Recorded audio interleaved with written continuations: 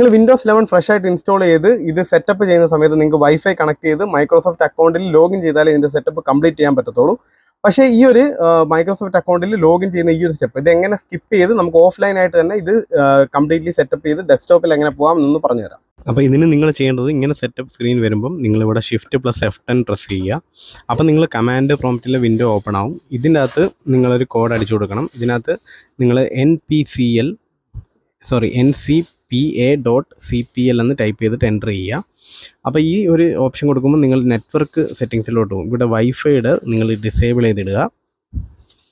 എന്നിട്ട് ഈ window close ചെയ്യുക. പിന്നെ അടുത്ത നിങ്ങൾ കമാൻഡ് പ്രോംപ്റ്റിൽ തന്നെ വേറൊരു കമാൻഡ് കൂടെ കൊടുക്കണം. ഇവിടെ നിങ്ങൾ OOBE/bypass NPO എന്ന് പറഞ്ഞ് NRO എന്ന് പറഞ്ഞ് ടൈപ്പ് ചെയ്ത് കൊടുത്താൽ നിങ്ങൾക്ക് റീസ്റ്റാർട്ടായി വരും സിസ്റ്റം. റീസ്റ്റാർട്ടായി വരുമ്പം നിങ്ങൾക്ക് ഇതിനകത്ത് ലിമിറ്റഡ് സെറ്റപ്പ് വെച്ചിട്ട് നിങ്ങൾക്ക് വൈഫൈ ഒന്നും കണക്ട് ചെയ്യാതെ